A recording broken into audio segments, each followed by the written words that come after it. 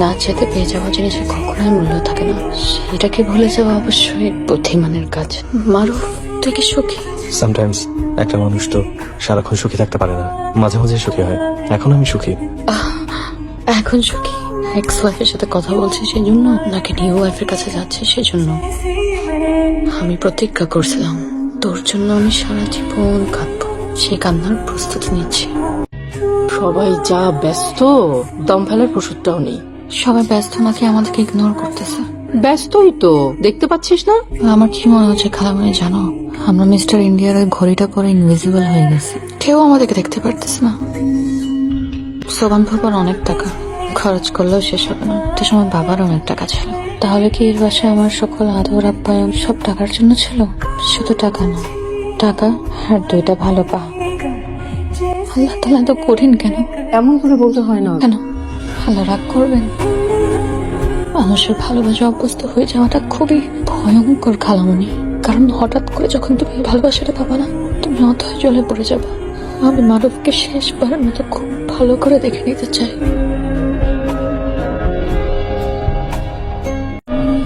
আমার বয়স কত? 26? না, এখন তো 27। আমার বয়স 27। অবিবাহিতা, বাবা বেঁচে নেই। কোন সহৃদয়বান ছেলে যদি আমাকে বিয়ে করে আমি চিরকৃতজ্ঞ থাকবো, কিন্তু আমার পা খোরা। খালামণি, অর্পা, তোর পত্রিকাতে আমার নাম দিয়ে বিজ্ঞাপন দিয়ে দাও, আমার নাম দিয়ে বিজ্ঞাপন দিয়ে দাও না, করিস না। নাহলে আমাকে কে বিয়ে করবে? জন আছে এখানে। প্লিজ খালামণি। থাম, অনেক হয়েছে।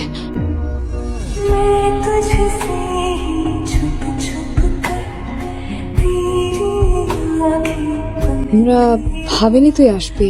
কেন আসবো না? তোরা তো একবার আমাকে রাখলি না। অনেকবার মনে হয়েছিল রাখি, কিন্তু সাহস হয়ে ওঠেনি। এসব পাতে বল, নতুন ভাবি কেমন? সুন্দরী না?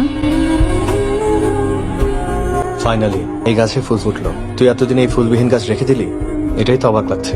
অবাক হওয়ার কি আছে? তোর দেয়া সব গিফটই তো আমার জন্য স্পেশাল।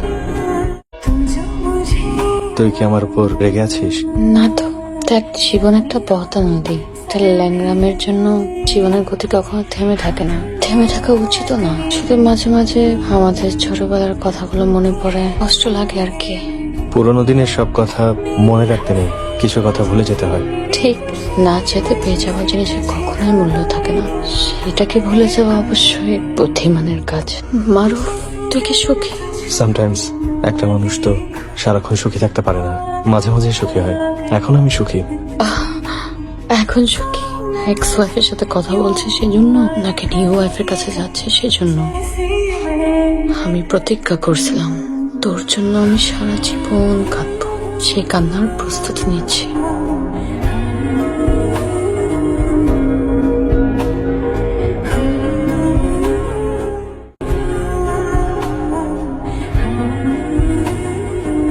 জীবনে কোনোদিনও এত অপমান হয়নি। এই খাবারটা কি না খেলে হতো না অর্পা? মারুফের বিয়ের খাবার, সেটা আমি কি করে না খাই? আর একটু সহ্য করো খালামণি, এরপর আমি জীবনে আর তোমার কাছে কিচ্ছু চাইবো না। এরকম খাবার খাওয়ার কোনো মানে আছে? ওভাবে অতগুলো মানুষের সামনে? ছেড়েতে তুমি তেল ফেলছিলে না খালামণি? আমার মায়ের প্রতিশোধ তুমি আমার উপর নিলা। মা তোমার বিয়ের স্বপ্ন ভঙ্গ করছিল, আর তুমি আমার বিয়ের স্বপ্ন ভঙ্গ করলা। মা যেটা করেছিল সেটা অনিচ্ছাকৃত ছিল, যে তুমি যেটা করছো গরু মেরে জুতা দান, এটাকেই বলে না খালামণি?